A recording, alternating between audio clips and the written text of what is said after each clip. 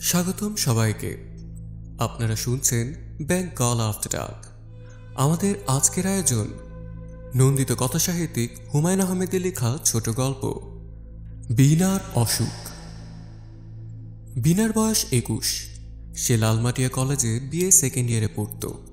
বীণার মামা ইদ্রিস সাহেব একদিন হঠাৎ বললেন, বীণা, তোর কলেজ যাওয়ার দরকার নেই, বাসায় থেকে পড়াশোনা কর। পরীক্ষার সময় পরীক্ষা দিলেই তো হবে, তাই না? কলেজে আজকাল কি পড়াশোনা হয় তা তো জানাই আছে, না যাওয়া আর যাওয়া একই কথা। বীণা ঘাড় নেড়ে ক্ষীণ স্বরে বলে উঠল, জি আচ্ছা। মামার কথার উপর কথা বলার সাহস বীণার নেই। তার পড়াশোনার যাবতীয় খরচ মামা দেন। গত বছর গলায় একটা চেইন বানিয়ে দিয়েছেন। তাছাড়া তার বিয়ের কথা হচ্ছে। বিয়ে যদি ঠিকঠাক হয় সেই খরচও মামাকেই দিতে হবে। বীণার বাবা প্যারালাইসিস হয়ে দেশের বাড়িতে পড়ে আছেন। তার পক্ষে একটা টাকাও খরচ করা সম্ভব নয়। তিনি নিজেই সবার কাছ থেকে টাকা নেন, কাউকে কিছু দেন না। ইদ্রিস সাহেব বললেন, বীণা, তুই আমাকে এক গ্লাস শরবত বানিয়ে দে। আর শোন, কলেজে না যাওয়া নিয়ে মন টন খারাপ করিস না, মন খারাপে কিছু নাই। বীণা বলল, জি আচ্ছা মামা। বীণা শরবত আনতে চলে গেল। তার মনটা অসম্ভব খারাপ। কলেজ বন্ধ করে দেওয়ার তো কোনো কারণ সে বুঝতে পারছে না, কিন্তু জিজ্ঞেস করার সাহসও তার নেই। দিনের পর দিন ঘরে বসে থেকেই সে কী বা করবে। শরবত বানাতে বানাতে তার মনে হলো হয়তো তার বিয়ে ঠিকঠাক হয়ে গেছে। গফরগাঁওয়ের ওই ছেলে শেষ পর্যন্ত হয়তো রাজি হয়েছে। ওরাই হয়তো বলেছে মেয়েকে কলেজে পাঠাবেন না, বিয়ে ঠিকঠাক হলে ছেলেপক্ষের লোকজন অদ্ভুত অদ্ভুত শর্ত দিয়ে দেয়।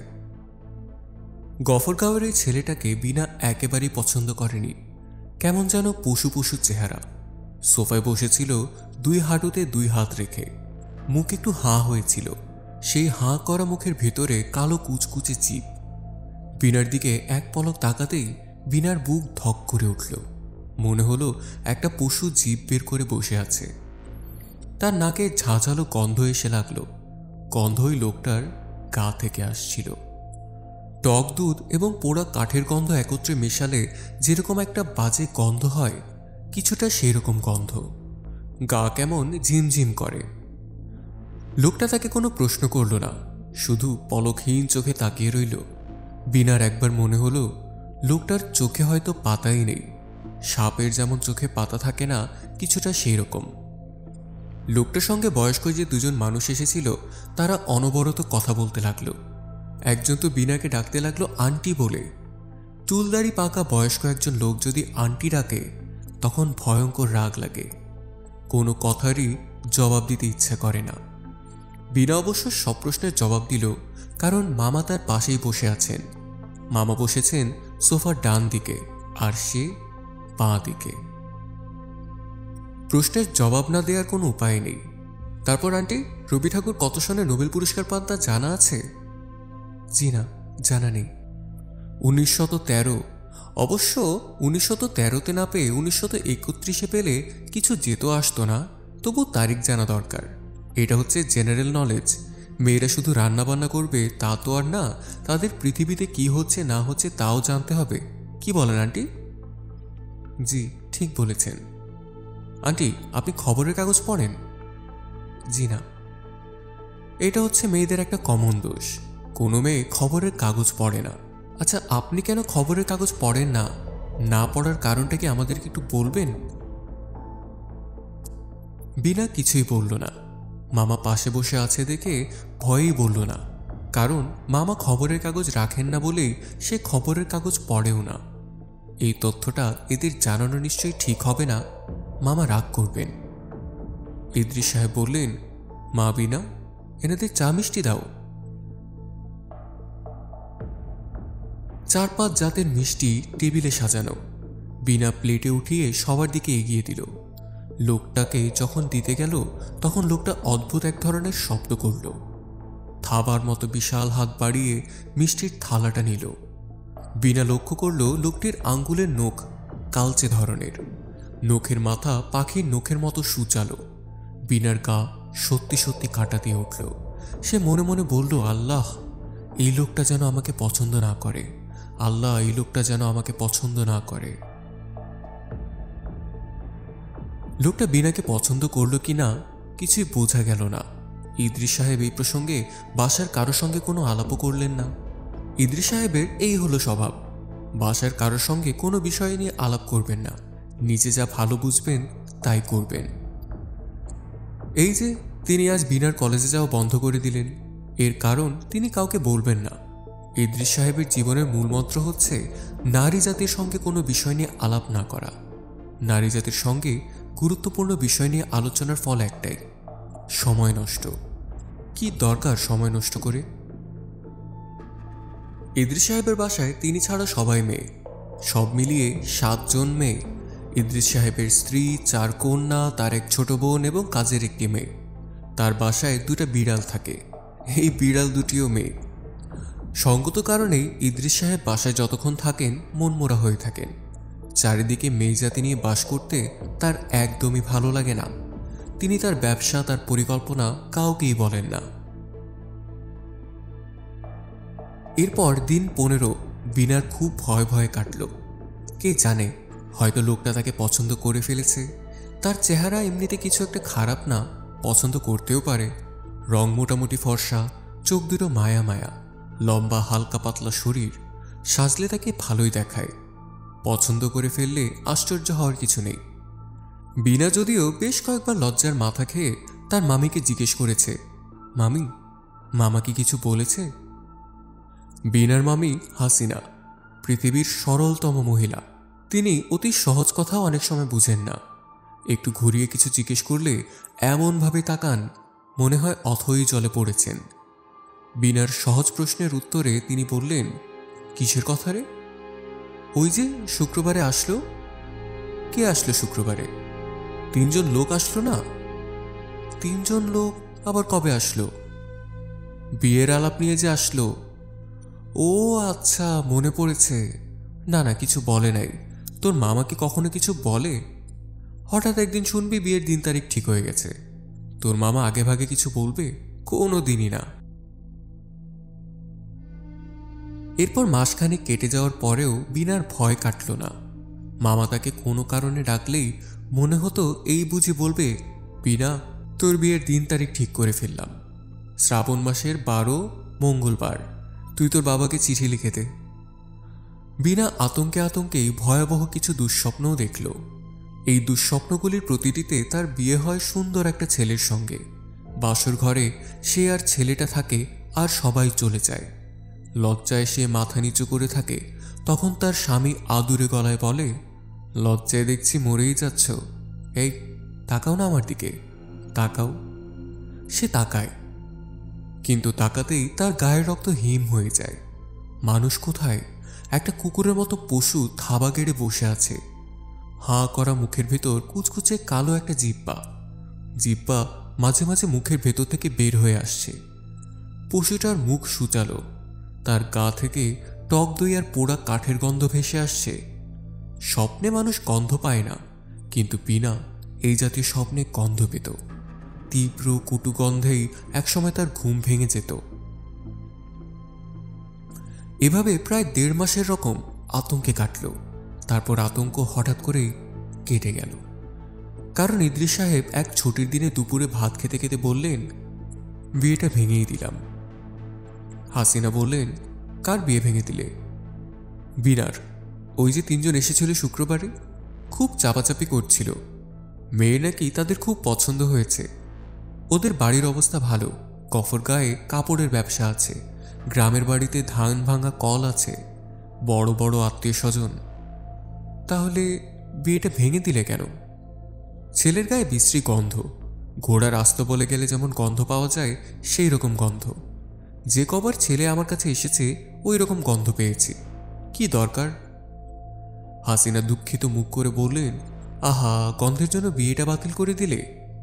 ভালো মতো সাবান দিয়ে গোসল করলেই তো গন্ধ চলে যায়। ইদ্রিস সাহেব কড়া গলায় বললেন, যা বুঝো না তা নিয়ে কথা বলবে না। তুমি রোজ গিয়ে গোসল করিয়ে দিয়ে আসবে নাকি? মেয়ে ছেলে মেয়েদের মতো থাকবে, সবকিছুর মধ্যে কথা বলবে না। রাগ করছো কেন? রাগ করার মতো কি বললাম? চুপ, আর একটাও কথা না। ইদ্রিস সাহেবের দুর্ব্যবহারে হাসিনা কাঁদতে বসেন, তবে বিনার আনন্দের সীমা থাকে না। যাক, শেষ পর্যন্ত লোকটার সাথে বিয়েটা হচ্ছে না। মামার প্রতি কৃতজ্ঞতায় বিনার মন ভরে যায়। মামা কথা না বললেও মানুষ খারাপ না। কে জানে, এই যে তাকে কলেজে যেতে নিষেধ করেছেন, এরও কোনো ভালো দিক নিশ্চয়ই আছে। মামা যদি শুধু কারণটা বলতো, কিন্তু মামা বলবে না। অদ্ভুত মানুষ না? নিতান্তই আকস্মিকভাবে বিনা তার কলেজ বন্ধ হওয়ার রহস্য জেনে ফেলল। ইদ্রিস সাহেব বিনার বাবাকে চিঠিতে কারণটা জানিয়েছেন। খামে ভরার আগে এই চিঠি বিনা পড়ে ফেলল। চিঠিতে লেখা ছিল, পাক জনাবেশু দুলাভাই, আমার সালাম নেবেন। পর সমাচার এই যে বিনার কলেজে যাওয়া একটি বিশেষ কারণে বন্ধ করা হয়েছে। বিনা ইহাতে কিঞ্চিত মনে কষ্ট পেয়েছে, কিন্তু এছাড়া অন্য কোনো উপায় দেখছিলাম না। এই জন্য আপনাকে কারণটা বলছি। জোবেদ আলী নামক গফরগাঁয়ের জনৈক যুবকের সহিত বিনার বিবাহের আলাপ হইয়াছিল। পাত্রপক্ষের, বিশেষ করিয়া পাত্রের, বিনাকে খুব পছন্দ হয়েছে, কিন্তু একটি বিশেষ কারণে বিবাহের প্রস্তাব বাতিল করতে হয়েছে। এখন কিছুটা সমস্যা দেখা দিচ্ছে। উক্ত জোবেদ আলী প্রায় বিনাকে অনুসরণ করে কলেজ পর্যন্ত যায়। এটা আমার কাছে অত্যন্ত সন্দেহজনক মনে হইল। আজকালকার ছেলেদের মতিগতি ঠিক নাই। একবার যদি অ্যাসিড জাতীয় কোনো কিছু দেয়, তাহলে তো সর্বনাশের শেষ থাকবে না। যাই হোক, আপনি তাহার বিয়ে পরীক্ষা নিয়ে কোনো চিন্তা করবেন না। আমি কলেজের প্রিন্সিপালের সঙ্গে আলাপ করিয়াছি। তিনি বলেছেন কোনো অসুবিধা হইবে না। আগেরকার মতো কলেজগুলো পার্সেন্টেজ নিয়ে ঝামেলা করে না। আপনার শরীরের হাল অবস্থা এখন কি? শরীরের যত্ন নেবেন। বিনাকে নিয়ে অযথা চিন্তাগ্রস্ত হইবেন না। চিঠি পড়ে বিনার গা কাঁপতে লাগল। কি সর্বনাশের কথা! ওই লোক তার পেছনে পেছনে যায়। সে তো একদিনও টের পায়নি। আর তার মামার কি উচিত ছিল না ঘটনাটা তাকে জানানো? সে এখন কলেজে যাচ্ছে না ঠিকই, কিন্তু অন্য জায়গায় তো যাচ্ছে। আগে জানলে তাও যেত না, ঘরে একেবারে বসে থাকত। অবশ্যই মামার উচিত ছিল ঘটনাটা তাকে জানানো। বিনাকে খুব বুদ্ধিমতী বললে ঠিক হবে না। সে যদি বুদ্ধিমতী হতো, তাহলে চট করে বুঝে ফেলতো তাকে ঘটনাটা জানানোর জন্যই ইদ্রিস সাহেব খামে ভরার আগে চিঠিটা দীর্ঘ সময় ধরে টেবিলে ফেলে রেখেছিল। এ জাতীয় ভুল তিনি সচরাচর করেন না। এরপর বিনা বাড়ি থেকে বের হওয়া পুরোপুরি বন্ধ করে দিল। আগের ভয়ের স্বপ্নগুলি আবার দেখতে লাগলো। এবারের স্বপ্ন আরও সব কুৎসিত ব্যাপার নিয়ে ঘুরতে থাকলো। এমনকি সে ঘুমাতে পর্যন্ত ভয় পেতে থাকলো। হাসিনা বললেন, হে, তোর কি হয়েছে বলতো? বিনা ফ্যাকাশে হাসি হেসে বলল, কই, কিছু হয়নি তো। তুই তো শুকিয়ে যাচ্ছিস, শুকিয়ে চটি জুতা হয়ে যাচ্ছিস। তোর তো আর বিয়ে হবেই না। এরকম শুকনো মেয়েকে কে বিয়ে করবে বল? গায়ে গোশত না থাকলে ছেলেরা মেয়েদের একদম পছন্দ করে না। ছেলেগুলি হলো বদের বদ, ছাঁটা মারি এদের মুখে। বিনার বন্দি জীবন কাটতে লাগলো।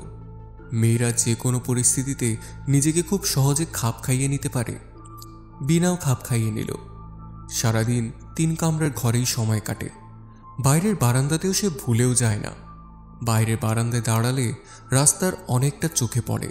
তার ভয়, বারান্দায় দাঁড়ালে যদি লোকটাকে দেখে ফেলে। এত সাবধানতার পরেও একদিন লোকটার সাথে তার দেখাটা হয়েই গেল। বারান্দায় কাপড় শুকাতে দেয়া হয়েছে। হাসিনা বললেন, এই বৃষ্টি এসেছে, কাপড়গুলি নিয়ে আয় তো বিনা। বিনা কাপড় আনতে গিয়ে পাথরের মতো জমে গেল। বাড়ির সামনের রাস্তার অপর পাশে জারুল গাছের নিচে লোকটা দাঁড়িয়ে আছে। তাকিয়ে আছে বিনার দিকে, মুখটা হাঁ করে আছে। দাঁড়িয়ে আছে খানিকটা কুঁজো হয়ে। বিনাকে দেখেই সে দ্রুত রাস্তা পার হয়ে এপাশে চলে এলো। হাত ইশারা করে কি যেন পড়ল। বিনা চিৎকার করে ঘরে ঢুকল। ঘণ্টাখানিকের মধ্যেই তার জ্বর উঠে গেল 103। হাসিনা সব দেখে বললেন, এটা কেমন কথা? লোকটা তো বাঘও না, ভাল্লুকও না, তাকে দেখে এত ভয় পাওয়ার কি আছে? বিনা বিড়বিড় করে বলল, আমি জানি না মামি, কেন এত ভয় লাগছে আমি জানি না। সত্যি আপনি আমাকে ধরে বসে থাকেন, কেমন যেন লাগছে আমার মামি। ইদ্রিস সাহেব সন্ধ্যাবেলা ঘরে ফিরে সব শুনলেন। কাউকে কিচ্ছু বললেন না। সহজ ভঙ্গিতে খাওয়া দাওয়া করলেন। বড় মেয়েকে অঙ্ক দেখিয়ে দিলেন। রাত 9:30টার সময় বললেন, একটা স্যুটকেসে বিনার কাপড় গুছিয়ে দাও। রাত 11টায় বাহাদুরাবাদ এক্সপ্রেস। বিনাকে বাড়িতে রেখে দিয়ে আসি। হাসিনা হতভম্ব হয়ে বলল, আজ রাতেই? ইদ্রিস সাহেব কিছুটা বিরক্ত গলায় বললেন, আজ রাতে নয়তো কি পরশু রাতে? জবেদ হারামজাদা বড় বিরক্ত করছে। আমি আরো কয়েকদিন দেখেছি। কিন্তু আজ রাতে যাওয়ার দরকার কি? কাল যাও। কাল যেতে পারলে আজ যেতে সমস্যা কি? তোমরা মেয়ে মানুষেরা দেখি বোঝো না কিছু, সেটা নিয়ে কথা বলো বেশি। কাপড় গুছিয়ে দিতে বলেছি, কাপড় গুছিয়ে দাও। কিন্তু বিনার যে জ্বর, জ্বরের সঙ্গে কাপড় গুছানোর কি সম্পর্ক? কাপড় তো তুমি গুছাবে নাকি? তোমার গায়ে কি জ্বর আছে? তোমার গায়ে তো জ্বর নেই। হাসিনার কথা বাড়ালেন না। তিনি কাপড় গুছিয়ে দিলেন। তার স্বামীকে তিনি খুব ভালো করেই চেনেন। কথাবার্তা বলে লাভ হবে না। বিনা 102.5 জ্বর নিয়ে বাহাদুরাবাদ এক্সপ্রেসে উঠল। বাড়িতে পৌঁছাতে পৌঁছাতে সেই জ্বর বেড়ে 104.5। ইদ্রিস সাহেব ছুটি নিয়ে যাননি। বিনাকে রেখে পরদিনই তাকে চলে আসতে হবে। বিনা সপ্তাহখানেক জ্বরে ভুগে কঙ্কালের মতো হয়ে গেল। মুখে তার একদম রুচি নেই। যা খায় তাই বমি করে ফেলে দেয়। রাতে ঘুমও হয় না। প্রায় রাত জেগে জেগে কাটিয়ে দেয়। চোখের পাতা এক হলেই ভয়ঙ্কর সব স্বপ্ন দেখে। এই সময় তার ভয়ের অসুখ হয়। সারাক্ষণই ভয় লেগে থাকে, কোনো কারণ ছাড়াই অস্বাভাবিক ভয়। কেউ হয়তো সামনে দিয়ে গেল, অমনি বিনার বুকটা ধড়াস করে উঠে। বাতাসে জানলার পাট নড়ে উঠল। বিনার হৃৎপিণ্ড লাফাতে শুরু করে। সে আতঙ্কে অস্থির হয়ে যায়। প্রচণ্ড ঘাম হয়। বিনাদের এই বসতবাড়িটা খুবই পুরানো। বিনার দাদা এক হিন্দু ব্যবসায়ীর কাছ থেকে খুব সস্তায় বাড়িটা কিনে নিয়েছিলেন। অনেকখানি জায়গা নিয়ে বাড়ি। পুরো জায়গাটা দেয়াল দিয়ে ঘেরা। সংস্কারের অভাবে দেয়ালের জায়গায় জায়গায় ভেঙে পড়েছে। দোতলার ঘরের বেশিরভাগই ব্যবহারের উপযোগী নয়। একতলার 3টা ঘর শুধু ব্যবহার হয়। দোতলার ঘর পুরোপুরি তালাবদ্ধ থাকে। একটা ঘরে বিনার বাবা এমদাদ সাহেব থাকেন। প্যারালাইসিসের কারণে এই ঘর থেকে বের হওয়ার তার কোনো উপায় নেই। অন্য একটা ঘরে বিনা এবং বিনার দূর সম্পর্কের মামি মরিয়ম থাকেন। ঘরের কাজকর্ম করার জন্য বাতাসী নামের কম বয়সে একটা মেয়ে আছে। তার চোখের অসুখ আছে। রাতে সে কিচ্ছু দেখে না। এই অসুখকে রাতকানা বলে। বাড়িতে মানুষ বলতে আছে এই 4টি প্রাণী। সন্ধ্যার পর থেকেই বিনার ভয় ভয় করে। দোতলার বারান্দায় কিসে যেন শব্দ হয়। মনে হয় খড়ম পরে কেউ যেন হাঁটে। বিনা জানে ইঁদুর শব্দ করছে, তবু তার ভয় কাটে না। দুর্বল নার্ভের কারণেই হয়তো আতঙ্কে তার শরীর কাঁপতে থাকে। সে ফিসফিস করে বলে ওঠে, কিসের শব্দ মামি? মামি ঘরে কাজ করতে করতে নির্বিকার গলায় বলে ওঠেন, জানি না, মনে হয় ইঁদুরের শব্দ, তাই না মামি? হইতেও পারে, আবার অন্য কিছুও হইতে পারে। অন্য কিছু কি? সন্ধ্যার বেলায় এদের নামও নেওয়া যায় না মা। খারাপ বাতাস হইতে পারে। খারাপ বাতাস? কতদিনের পুরানো বাড়ি, উপরের ঘরগুলা পইড়া থাকে। কেউ বাতি দেয় না। ঘরের বাতি না দিলে খারাপ বাতাসের আনাগোনা হয়। বাতি দেব না কেন? বাতি দিলেই তো হয়। কাল থেকে রোজ সন্ধ্যায় বাতি দিবেন মামি। আচ্ছা দিমুনি, অন ঘুমাও। বিনা শুয়ে থাকে, ঘুম আসে না। রাত যত বাড়তে থাকে দোতলার শব্দ ততই বাড়তে থাকে। সেই সঙ্গে যুক্ত হয় বিনার বাবার গোঙানি। গভীর রাতে তিনি হাঁটুর ব্যথায় গোঙানির মতো শব্দ করেন। সেই শব্দও বিনার কানে অমানুষের শব্দ বলে মনে হয়, যেন বিনার বাবা নয়, অন্য কিছু শব্দ করছে। সেই অন্য কেউ মানুষ গোত্রীয় নয়। এমনকি মাঝে মাঝে এক ধরনের চাপা হাসিও শোনা যায়। বিনাদের স্নানঘর মূল ঘর থেকে অনেকটা দূরে। স্নানঘর বিনার খুব প্রিয়। শ্যাওলা ধরা দেয়াল ঘেরা ছোট্ট চারকোনা একটা জায়গা। ভেতরে চৌবাচ্চা আছে। স্নানঘরের ছাদটা ছিল টিনের। গত আশ্বিন মাসের ঝড়ে টিনের ছাদ উড়ে গেছে। সেই ছাদ আর ঠিক করা হয়নি। গোসলের সময় মাথার উপরে খোলা আকাশ। ঠিক দুপুরবেলায় সূর্যের ছায়া পড়ে চৌবাচ্চার পানিতে। মগ ডুবালেই চৌবাচ্চা থেকে আলো ঠিকরে পড়ে চারিদিকের সবুজ দেয়ালে। বিনার ভালোই লাগে। দুপুরবেলা বিনার অনেকখানি সময় এই গোসলখানায় কেটে যায়। রোজই মনে হয় গ্রামের বাড়িতে এসে ভালোই হয়েছে। রাতের তীব্র আতঙ্কের কথা তখন আর মনে থাকে না। এরপর এক দুপুরবেলায় এই গোসলখানাতেই অস্বাভাবিক একটা ব্যাপার ঘটল। বিনা গোসল করছে, চারিদিকে সুনসান নীরবতা। ঘন নীল আকাশের ছায়া পড়ছে চৌবাচ্চায়। বিনার চমৎকার লাগছে। শরীরটা আগের মতো দুর্বল লাগছে না। সে আপন মনে খানিকক্ষণ গুনগুন করল। বিনার মাথায় পানি ঢালল, ঠান্ডা পানি। শরীরটা কেঁপে উঠল। আর তখনই সেই অদ্ভুত একটা গন্ধ পেল। অদ্ভুত গন্ধ হলেও চেনা গন্ধ সে আগেও পেয়েছে। বিনা আতঙ্কে অভিভূত হয়ে পড়ল। নির্জন গোসলখানায় এই গন্ধ এলো কোত্থেকে? গুঁড়া কাঠ কয়লার সঙ্গে মেশানো নষ্ট দুধের মিশ্র একটা গন্ধ। বিনা মগ ছুঁড়ে ফেলে গোসলখানার দরজায় আছড়ে পড়ল। দরজা খুলে দৌড়ে পালিয়ে যেতে হবে। আর এক মুহূর্তও এখানে থাকা যাবে না, এক মুহূর্তও না। কিন্তু আশ্চর্যের ব্যাপার, বিনা দরজা খুলতেই পারল না। ছিটকিনি নামানো হয়েছে, বিনা প্রাণপণে দরজায় ধাক্কা দিচ্ছে, অথচ দরজা এক চুলও নড়ছে না, যেন কেউ তাকে আটকে রেখেছে। বিনা চিৎকার করার চেষ্টা করল, কিন্তু গলা দিয়ে শব্দ বেরোল না। শরীরের সমস্ত শক্তি দিয়ে দরজায় ধাক্কা দিল। দরজা তো নড়লই না, কোনো শব্দ পর্যন্ত হলো না। অথচ ঘরে অন্যরকম একটা শব্দ হচ্ছে, যেন কি একটা পড়েছে চৌবাচ্চায়।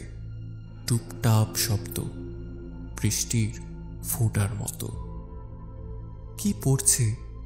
কিসের শব্দ হচ্ছে? বিনা হতভম্ব হয়ে দেখল টকটকে লাল বর্ণের রক্ত পড়ছে চৌবাচ্চায়। চৌবাচ্চার পানি ক্রমেই খোলা হয়ে উঠছে। কেউ একজন খোলা ছাদে বসে আছে। রক্ত পড়ছে তার গা থেকে। বিনা সেই দৃশ্য দেখতে চায় না। সে কিছুতেই উপরে তাকাবে না। সে জানে উপরের দিকে তাকালেই ভয়ঙ্কর কিছু দেখবে। এমন ভয়ঙ্কর কিছু যা ব্যাখ্যার অতীত, অভিজ্ঞতার অতীত। ও বিনা! বিনা! বিনা তাকালো। হ্যাঁ, ওই লোকটাই বসে আছে। তবে লোকটার মুখটা পশুর মতো নয়, মায়া মায়া একটা মুখ।